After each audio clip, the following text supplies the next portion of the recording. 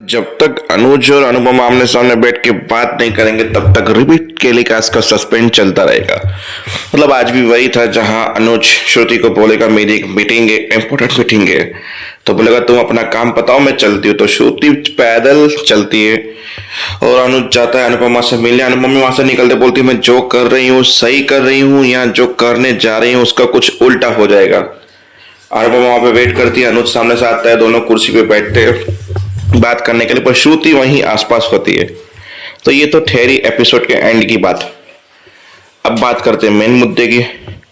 कहानी में श्रुति को कॉल आया, कॉल करते करते श्रुति चली गई बाहर के मैं कॉल अटेंड करके आती हूँ और मुझे जाना भी पड़ेगा, शायद नहीं भी आ पाऊँ। तो बोला कि आप लोग तो कह रहे हैं वैसे सब लोग खड़े हो गए तो हम भी चलते हैं। बोला नहीं नहीं आप लोग तो बातें करो। फिर जयदीप सर हट गए बीच से, अनुपमा अनुज बचे। अनुपमा सीधी रसोई में चली गई। फिर उसने अनुज ने हाथ पकड़ा के रुक जाओ मुझे तुमसे कुछ बात करनी है। अनुपमा ने बोला क्या बात करनी है? मुझे कोई बात नहीं करनी है। बोला तुम मुझसे ऐसे दूर नहीं भाग सकती अनुपमा, मुझे तुमसे कुछ बात करनी है। फिर अनुपमा का हाथ पकड़ा, बोला मुझे जवाब तो इन 5 सालों में जब मुझे तुम्हारी याद आई थी तब तुम कहाँ थी, क्या कर रही थी, क्यों छोड़ के गई मुझे? सारे सवालों के जवाब अनुपमा से मांग रहा था अनुज। फिर हाथ पकड़ा था जहां अनुपमा हाथ छुड़ाने की कोशिश कर रही, जयदीप बीच में आ गए, प्लीज आप गलत कर रहे हैं मेरे एम्प्लॉय के साथ।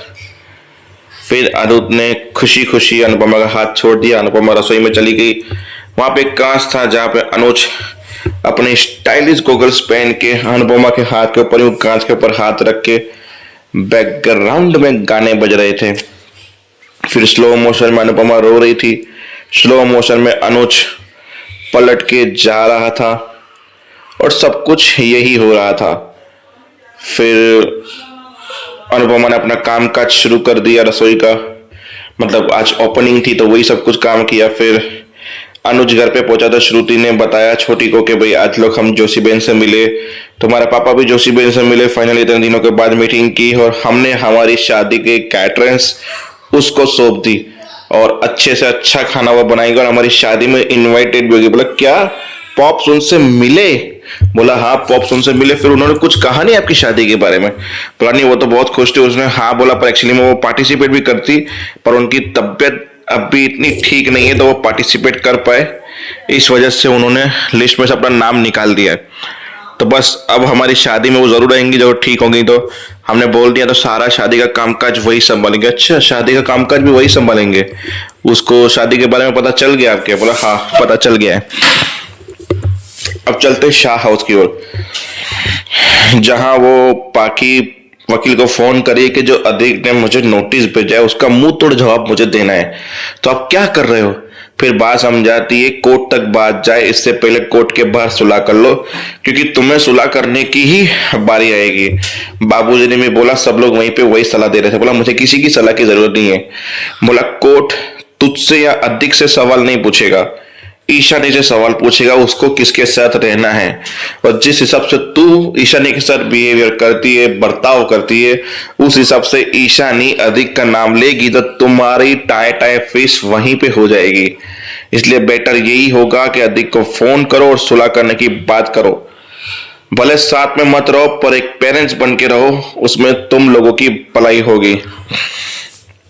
और अधिक ये सारी बातें बाहर खड़े रह के सुन रहा था क्योंकि छुप के से सारी बातें सुन रहा था और जो वकील से बात हुई वो भी उसके दोस्त ने उसको बता दी कि पाकि तुम्हारे खिलाफ लीगल नोटिस डबल करना चाहती है, मतलब ऐसा केस ठोकना चाहती है पूरी जिंदगी भर तुम उसकी बेटी से ना मिल सको और कोर्ट कचहरी काटते रहो।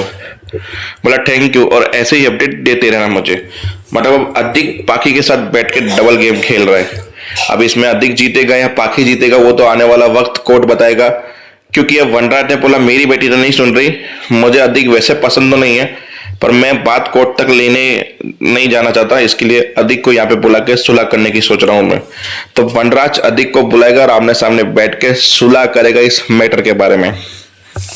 तो आज का मैटर अधिक पाखी का था, ना डिम्पी और टिटो का। नहीं तो उसको भूल ही जाओ क्योंकि आज के एपिसोड में वो थे ही नहीं और काव्या भी नहीं थी।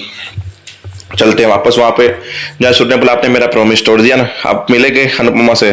बोला डोंट यू, बहुत हो रहा है अब बस। मैंने कितनी बार कहा था आपसे रुक जाओ, उनसे भी कहा था कि रुक जाओ। एक सेकंड, उनसे कहा था मतलब क्या कहा था? उनसे मैं उस दिन स्कूल की जगह उनसे मिलने गई थी और उनसे कहा था मैंने कि हमारी जिंदगी में चले जाओ यहाँ से, हमारी जिंदगी में आपकी जरूरत नहीं है, क्योंकि हम दोनों आपके बिना 5 साल से खुश है और मेरे पापा शादी भी करने वाले हैं श्रुति से, वो बहुत हैप्पी खुश है, हमारी लाइफ बहुत अच्छी है, मुझे एक नई मम्मा मिल रही है, मैं हैप्पी हूँ, क्यों आके मेरी जिंदगी बर्बाद करो, यहाँ से चली जाओ। पर वो मानी नहीं, ना आप माने, इसका नतीजा बहुत बुरा होगा आपके लिए। ऐसे करके आद्या चली गई बात करते हुए। अब अनुपमा घर पे पहुंच के परेशान हुई, फिर सारा सामान निकाला, बैग पैक किया, फिर जयदीप सर आए कि देखो जितना भी सामान बोल लो, एक बार सामान आ जाएगा पर दुख कभी भी बैग में भर के आप हटा नहीं सकते।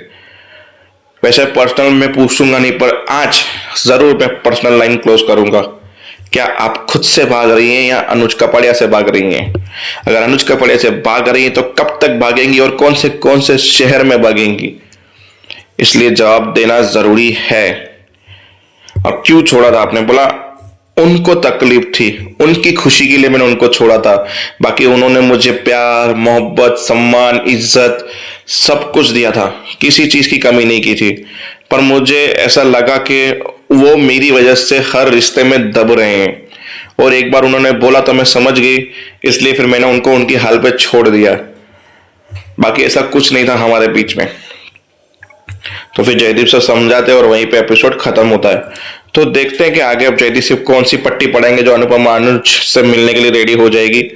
देखने के लिए कल का एपिसोड का वेट कीजिए। मिलते हैं नेक्स्ट वीडियो में, तब तक के लिए जय।